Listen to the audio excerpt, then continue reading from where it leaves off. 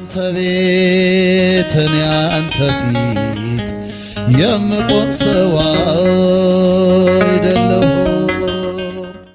በስመ አብ ወወልድ ወመንፈስ ቅዱስ አሐዱ አምላክ አሜን። በፍጹም ልባችሁ በጾምም በልቅሶና በዋይታ ወደ እኔ ተመለሱ።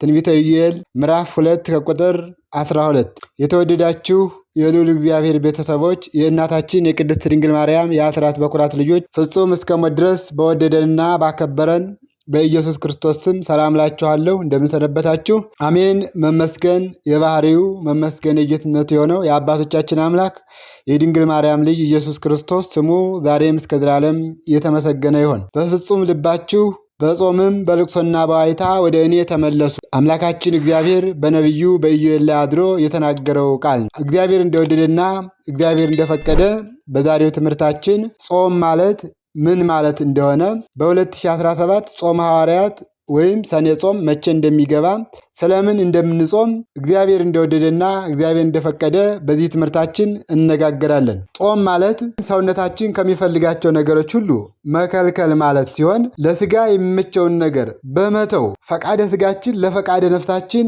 ማስገዛት ማለት ነው።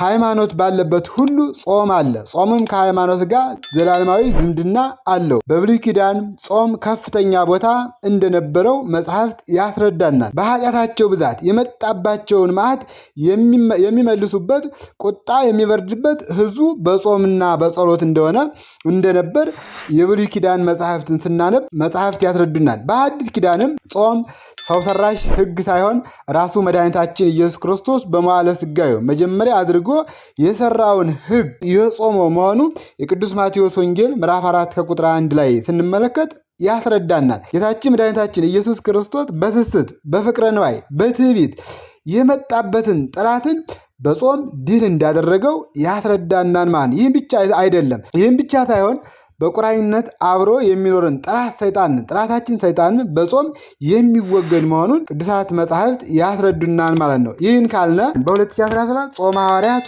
ወይም ሰኔ ጾም መቼ ይጀምራል የሚለውን እንደ እግዚአብሔር ፈቃድ ስንመለከት ጾመ ሐዋርያት ወይም ሰኔ ጾም በመባል የሚታወቀው በ2017 ሰኔ 2 ቀን ይጀምራል ማለት ነው። ሰኔ 2 ቀን ይጀምራል።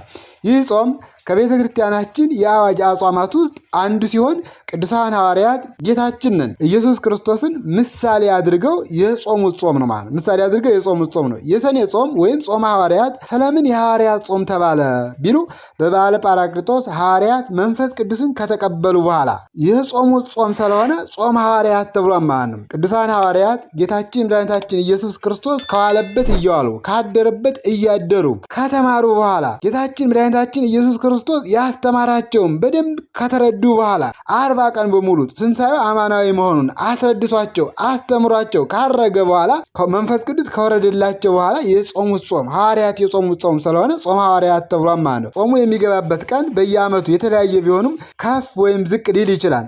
የጾሙ መጨረሻ ወይም የጾሙ መፈሰኪያ ግን ሐምሌ 5 መሆኑ ሁላችንም እናውቃለን ማለት ነው። ይህ ጾም ቅዱሳን ሐዋርያት የአምላካቸውን የመምህራቸውን አርአያ ተከትለው እርሱ ወደ ማዳን ስራው ከመግባቱ በፊት ስራውን ከመጀመሩ በፊት ጌታችን መድኃኒታችን ኢየሱስ ክርስቶስ በመጀመሪያ በእደ ዮሐንስ በፈለገ ዮርዳኖስ ከተጠመቀ በኋላ የማዳን ስራውን ከመጀመሩ በፊት ሕሙማነ ሥጋን በታምራት ሕሙማነ ነፍስን በትምህርት ከማዳኑ አስቀድሞ የስራው መጀመሪያ ያደረገው ከዮርዳኖስ ከተመለሰ በኋላ ከተጠመቀ በኋላ በገዳመ ቆሮንቶስ ገብቶ 40 መዓልትና 40 ሌሊት 40 ቀንና 40 ሌሊት እንደ ጾመ እንደ ጸለየ ሁሉ ቅዱሳን ሐዋርያትም የእርሱን አብነት የእርሱን አርአያ የእርሱን ምሳሌነት ተከትለው አብነቱን ተከትለው መንፈስ ቅዱስ ከራይ ከአርያም ከወረደላቸው በኋላ አጽናኝ የሆነው መንፈስ ቅዱስ አበርች የሆነው መንፈስ ቅዱስ ምስጢር ገላጭ የሆነው መንፈስ ቅዱስ ከወረደላቸው በኋላ ከተገለጠላቸው በኋላ መንፈስ ቅዱስን ከተቀበሉ በኋላ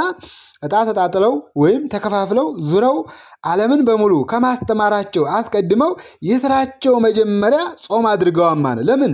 ስራ ከመጀመራቸው በፊት ስራቸው የተቃና እንዲሆን፣ ትምህርታቸው የተቃና እንዲሆን፣ የተገለጠላቸው ምስጢር መንፈስ ቅዱስ ከእነርሱ ጋር እንዲጸናላቸው እንዲያበረታላቸው ስራቸውን ወይም ትምህርታቸውን በመጀመሪያ በጾም ጀምረዋል።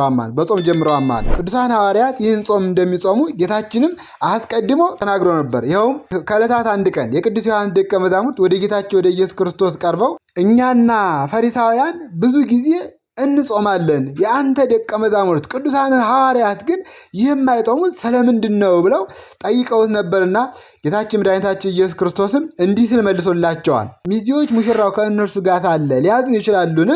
ነገር ግን ሙሽራው ከእነርሱ የሚወሰድበት ወራት ይመጣል፣ በዚያን ጊዜ ይጾማሉ። የቅዱስ ማቴዎስ ወንጌል ምዕራፍ 9 ከቁጥር 15 ጀምረን ስናነብ እናገኘዋለን። እንግዲህ ሙሽራ ያለው እርሱ ራሱን ኢየሱስ ክርስቶስ ራሱን ነው። ሚዜዎች የተባሉት ደግሞ ቅዱሳን ሐዋርያት ናቸው።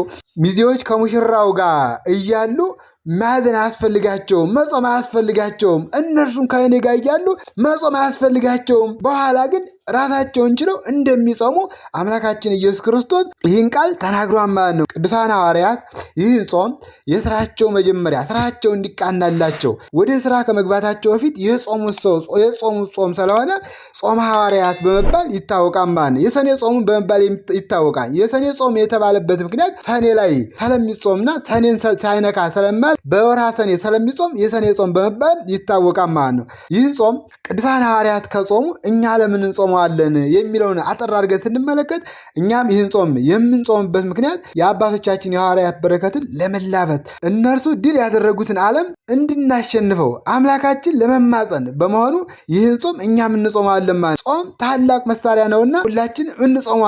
ማንኛውም ክርስቲያን የሥላሴ ልጅነትን ያገኘ የሚጾመው ጾም የምንጾመው ጾም ነውና ይህን ጾም መጾም ያስፈልጋል። ይህን ጾም ስንጾም በረከትን እናገኛለን። የአባቶቻችን በረከት በእኛ ላይ ያድራል ማለት ነው። ብዙዎች ክርስቲያኖች ነን ባዮች ይህን ጾም ቀሳውስት ብቻ የሚጾሙት ናቸው የሚሉ አሉና ይህ ማስተዋል ያስፈልጋል። ለራስ የከበደን ነገር በሌላ ላይ መጫን ተገቢ አይደለም። ካላወቁ መማር ያስፈልጋል። ለማወቅ መማር ያስፈልጋል። ካወቁ ደግሞ አውቆ ከማጥፋት መቆጠብ ተገቢ ነውና ይህን ጾም ሁላችን ልንጾመው የሚገባ ጾም ነው። እኛ ይህን ጾም የምንጾመው የሐዋርያትን በረከት ለመካፈር እነሱ ድል ያደረጉትን ዓለም እንድናሸንፍ አምላካችን ለመማፀን በመሆኑ ይህንም ዲያብሎስን ድል ማድረጊያ መሳሪያ ነውና ሁላችንም መጾም አስፈላጊ ነው። ጾሙን ጾመን እስከ መጨረሻው በዚህ ቅዱስ ቤተክርስቲያን ጸንተን እንድንኖር የአምላካችን ቅዱስ ፈቃድ የእናታችን ድንግል ማርያም አማላጅነት አይለየን። ይቆየን። አነሳስቶ ላስጀመረን አስጀምሮ ላስጨረሰን ለልዑል እግዚአብሔር ክብር ምስጋና ይገባል ለዘላለሙ አሜን።